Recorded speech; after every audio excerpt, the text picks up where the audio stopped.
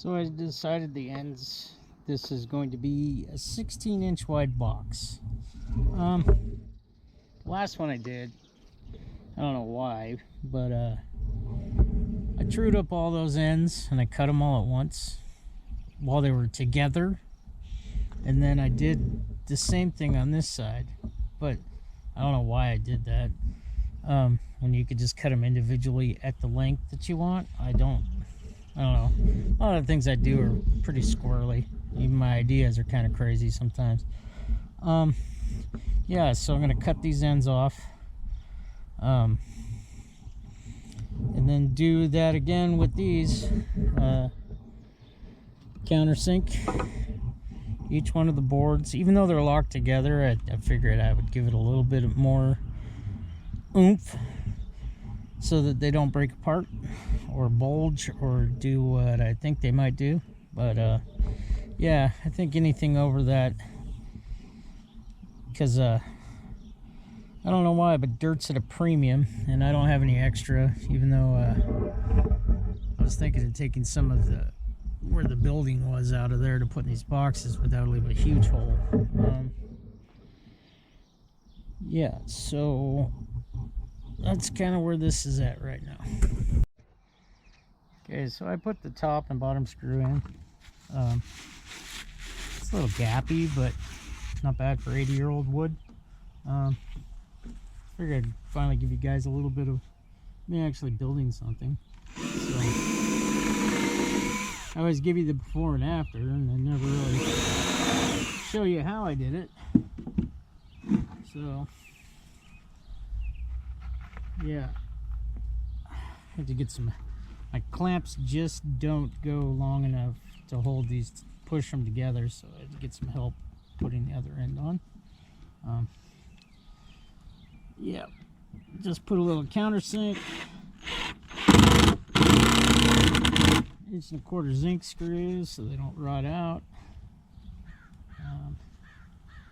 Just went and picked these screws up. They happen to have a box at the restore place, so that'll hold it together on that end. And what I'll do is I made it so it was the thickness. I subtracted double that thickness so that this can go on the outside like that. So there'll be more to screw into coming this way when I put the 16-inch on the outside of the box. So I had a hell of a time figuring this one out. Now mind you, this is not something I'm copying from somebody else. I'm just winging it with what I got. So I was cursing a lot putting that on because I was trying to figure out how to do it. And I also kind of painted myself into a corner because I'm not ready for the other end. I still have to cut all the pieces for the other end. But it gave me time to think that I need to add some more bracing in the middle as well. So I'm going to take some of my cutoffs. I got all that junk 2x4 that if it rots off in a year or two or whatever, I mean it's been sitting outside for 80 years, so I don't know how much it's going to rot. But yeah, I'm going to put a block in the middle, just something down below, and just put some face screws in it just to give it a little more girth.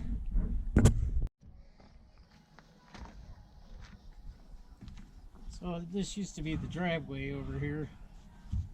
The old fence was way over there. So this is really tough dirt. And I figured if I want my stuff to establish to the dirt itself, that having like a shelf of concrete under it really isn't helpful. So I'm using my potato rake because it digs through here pretty well, and I know this looks pretty pathetic, but once you get under the first couple of inches, it loosens up.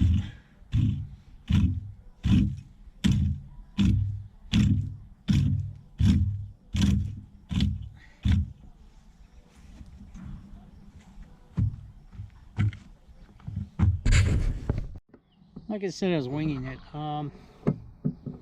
this whole thing. So of course I forget I have a rototiller now. So I started hacking away with that potato rake, and now I'm like, oh, there's a rototiller. So tilled up the ground a little bit.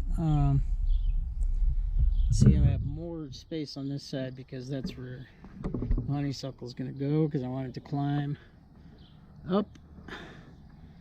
And then there's my little spacer that I said, and I'm going to level it with the wire and stick it on the post. I think I might leave a little bit of room on the next one, but now it's going to be that one and the last one, and of course this one I got to put the honeysuckle on that side, but it's much shorter. So yeah, that's about it. And I need to switch gears and do the front gate now. So that's the end of this video. So it's been about a week since I shot the other videos. Figured I would show the end product instead of leaving it where the rest of this was. I got all the boxes put in. Got plants in them, so I put honeysuckle in this one, and then there's some, I put some peas and some other things in there. Let's see if they grow. It's a grape, Concord grape, rhubarb, and then that is a honeyberry right there. But I figured I'd show you the final product here. Let's see if I can back up a little bit, and you can see, since the yard's not perfectly flat, so it kind of steps up as it goes. And that one's actually smaller, one board smaller than the beginning. So yeah, I thought that it was very final product of the rest of those videos. Kind of left everything empty, and I would show, and I changed it up a little bit. I actually went with 2x4s instead of those little things. They were just weren't holding right, so I put 2x4s. I had plenty of junk 2x4s from my wonderful stack of nonsense over there. Yeah, so honeysuckle's doing really well. It grows inches and inches every day, and it's already wrapping itself around. I did originally put a raspberry bush in here, but it was just sitting up against the fence too hard, so I ended up putting it out here. Little added note, the beams from the shed had big spalls in it right here. I'll show you.